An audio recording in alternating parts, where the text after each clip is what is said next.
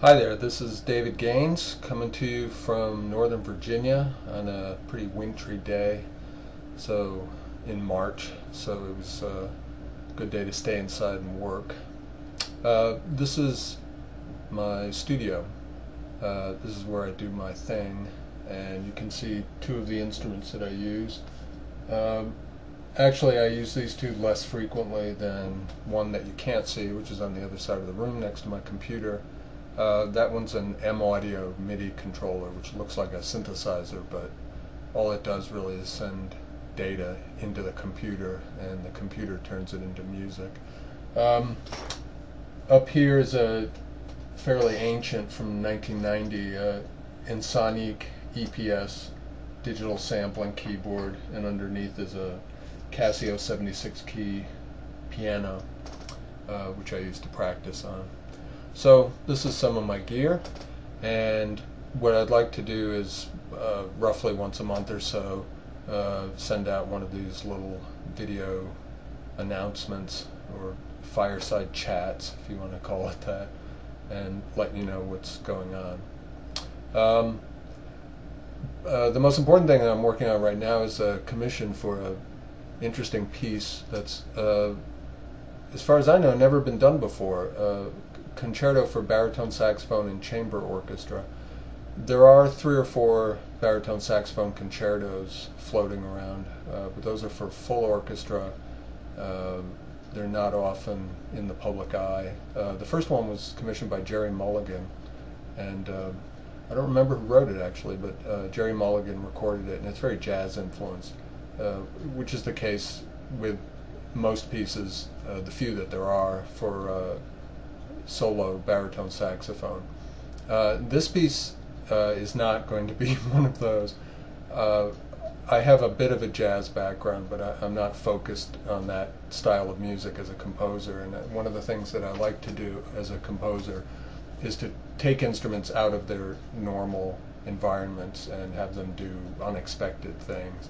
So this is going to be more of the type of concerto you would expect to see, say, from a violin or flute. Now it's going to sound like a baritone saxophone, but you'll hear really very little in the way of jazz in the piece, although there will be a bit, because that's the comfort zone for baritone saxophonists. I'm writing it for a friend out in Seattle, one of the go-to guys in the Seattle jazz scene, James DeJoie, whose main instrument is baritone sax, but he also plays other saxophones, bass clarinet, flute, most of the woodwinds actually. And you can find out what he does at his website, which is joiemusic, joiemusic.com. And I'm writing the piece for a recording. We're recording it in Slovakia, of all places, in the capital city, which is called Bratislava. And we'll all be trooping out to Bratislava this fall, probably in November, to do the recording. And this new piece, along with a piece for viola and mallet percussion that I wrote many years ago when I was at Peabody, these two pieces are going to be recorded for a CD of chamber music that'll appear on the MMC Recordings label in 2008. And this is the second album of music that I've done for MMC. The viola and percussion piece is called Suite of Changes, and it's going to be recorded by Nancy Zeltzman, who's a great marimba virtuoso up in Boston. The viola player is TBA, but if the viola player, as I'm sure he or she will be, is of the quality that Nancy Zeltzman is, then it's going to be a terrific performance. So I'll be up in Boston this summer to record that piece, and then in Slovakia later in the year to do the new concerto.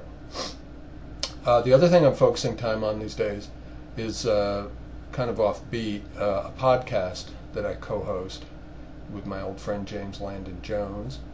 This podcast is called Common Tone, and I would say that it's not for everybody. It's rather irreverent, very lighthearted. We have our serious moments, but what we like to do is mix offbeat and sometimes sardonic humor with contemporary classical music, two things that don't go together very often. So we're trying to do that with a unique podcast that I don't think anybody else is doing, frankly. So we just turned out a new episode of Common Tone after having been away from it for almost a year and a half. You can find out more about Common Tone, the podcast, at commontoneblog.blogspot.com. It's also available through an RSS subscription at iTunes, Odeo, all the major podcast directories, and also at the blog that I just mentioned. That's commontoneblog.blogspot.com. There's also a MySpace page for Common Tone, and that's at myspace.com/commontoneshow. What else? I'll be coming out with a long-awaited piano reduction of my Euphonium concerto from 1987 or thereabouts, and I think that'll be out definitely before the end of the year, and definitely a lot easier for people to deal with than the full orchestral score. And a full orchestral score of a piece for euphonium and orchestra is not in wide demand, so the piano reduction will be very helpful to people who are interested in programming the piece on a recital or to use it for auditions, and those are the kinds of things that I've heard of over the years. So stay in touch with my website for information on that if you're a euphonium player. And that's about it. I'm focusing on the concerto and the podcast at the moment, and anything else that's going on, you can stay in touch with my website and find out. That's davidgaines.org. Here at YouTube, of course, and you could send me email. I always welcome that. You can write to Dave Gaines, DAVEGAINES @AOL.com.